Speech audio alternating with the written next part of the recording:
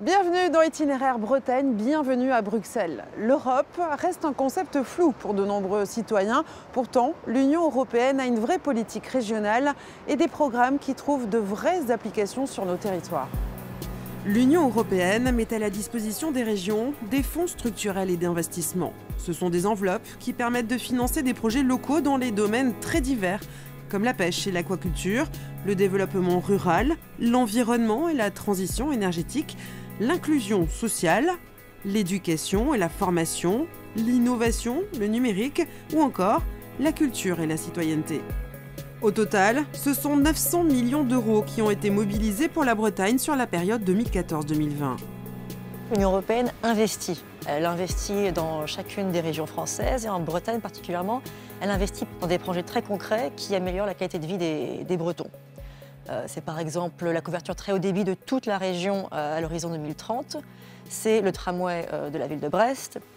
C'est des éoliennes marines extrêmement efficaces. Ce sont vraiment des projets comme ça qui vont faire de la Bretagne une région très compétitive pour l'avenir.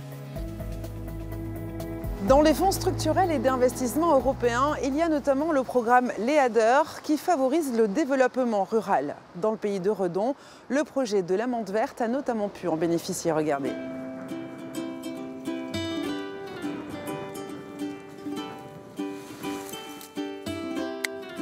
Donc ça, c'est des romarins qui sont en place depuis 5 ans, depuis mon installation. Donc ils sont arrivés, c'était des petites boutures. Haut comme ça, et puis on voit qu'ils ont bien profité, qu'ils se sont bien adaptés ici. Romarin, mais aussi ortie, menthe, basilic ou encore bleuet, Adrien cultive une quarantaine de variétés de plantes aromatiques en agriculture biologique. Le jeune paysan s'est installé dans le pays de Redon après une reconversion professionnelle, une initiative soutenue par les collectivités locales et l'Europe. Donc ici on a tout isolé avec de la laine de bois. Donc il y a 24 cm de laine de bois et du liège au sol, donc comme ça on a des produits naturels, pas de produits chimiques rémanents, etc. Donc on a un endroit parfait pour stocker les plantes et ça on a bénéficié d'aides européennes pour le faire. Ces infusions, Adrien les vend à des épiceries, restaurants, mais aussi sur place, dans le café-librairie de la Mante Verte. Ce lieu complémentaire a été créé par l'association Micamo, qui compte une vingtaine de membres actifs. Non mais ok, en tout cas on essaye de fixer des rendez-vous réguliers à l'année avec des producteurs. Le concept c'est tu viens, le mec explique son métier et après on a une déguste. Le groupe se réunit régulièrement pour organiser des animations autour des plantes, de l'agroécologie, de la gastronomie. Il propose aussi des spectacles et événements culturels, plutôt rares dans cette campagne. La proposition est originale en effet. On a bien sûr des cafés, des bars, après des librairies beaucoup moins déjà. Et puis des endroits qui nous ressemblent comme ça, avec une ambiance, une esthétique. En effet, ça se fait plutôt rare. Et puis l'idée que ce soit partagé, que ça nous appartienne aussi un petit peu, c'est une belle idée, on est content de pouvoir s'y investir. Le projet agriculturel de la Mante Verte associe des dimensions sociales, économiques et environnementales. À ce titre, il a pu bénéficier d'aides financières du département, de la région, mais aussi de l'Europe, à travers le programme Leader. Le montant que l'Europe a investi dans le projet, c'est 44 000 €, donc c'est un montant qui est conséquent pour nous, même si par rapport à plein d'autres projets, ça reste petit, mais pour nous c'était important et surtout c'était indispensable, c'est-à-dire que sans ça, on n'aurait jamais pu mener le projet à bout. En Bretagne, le programme Leader, c'est une enveloppe de 36 millions d'euros mise à la disposition du développement rural, mais à ce jour, seuls 10% des fonds ont été utilisés sur les projets.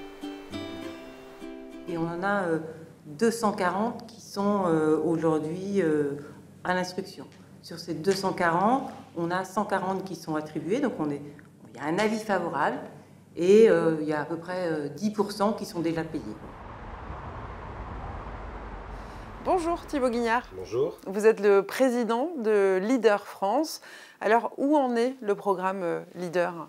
Eh bien, aujourd'hui, le programme Leader est dans la panade, si je peux me permettre, puisque seulement 13% des fonds sont alloués au niveau national et 4% des fonds sont payés. Cela veut dire que tout le système d'instruction à la française et ce partage des rôles entre le Conseil régional et l'État est grippé et ne permet pas le versement des subventions aux porteurs de projets. Où se situe le problème ?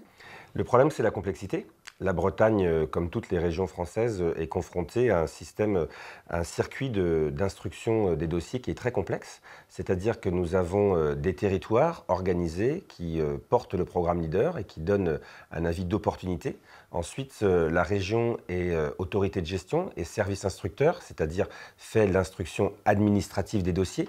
Et ensuite, elle les transmet à l'État qui, via son agence de services et de paiement, l'ASP, va contrôler le dossier et le payer. Et c'est dans cette chaîne assez complexe, avec une multitude d'acteurs, que tout est grippé, avec en plus un logiciel, Osiris, qui a mis beaucoup de temps à être efficient et opérationnel, et qui fait que nous avons pris 4 ans de retard sur ce programme Leader. Alors, quelles sont les conséquences de tout ça ? Les conséquences, elles sont multiples. D'abord, vous avez des projets qui n'ont pas pu voir le jour parce qu'ils n'ont pas été financés. Vous avez aussi des projets qui ont été réalisés et aujourd'hui, les porteurs de projets sont en difficulté car ils n'ont pas touché leurs subventions depuis plusieurs années. Et puis, il y a une dernière conséquence qui nous paraît aussi importante et grave, c'est que tout cela participe à la défiance vis-à-vis de l'Union européenne. Car trop facilement, on dit « Ah, c'est compliqué, c'est normal, c'est l'Europe, c'est Bruxelles, c'est compliqué ». Alors que le problème est uniquement franco-français. Dans les autres pays européens, ça fonctionne mieux et ça fonctionne bien. Mais Leader est tout de même un bon programme ? Oui, Leader est un bon programme. C'est un programme qui a fait ses preuves depuis 1995. On défend ce programme avec enthousiasme dans la période de programmation 2021-2027. Mais nous disons aux dirigeants français, à l'État et aux présidents des régions, mettez-vous d'accord pour trouver un circuit d'instruction beaucoup plus efficient, de façon à ce qu'on ne mette pas des années à verser l'argent, mais qu'on tienne en 6 ou 8 mois. C'était ce que nous avons constaté sur la précédente période de programmation, c'est-à-dire 2008-2013. Merci Thibaut Guignard. La France vient d'obtenir un délai supplémentaire. Les projets relevant du fonds Leader pourront être instruits jusqu'en 2022. C'est la fin de notre itinéraire. Si vous souhaitez le revoir, rendez-vous sur notre site bretagne.france3.fr.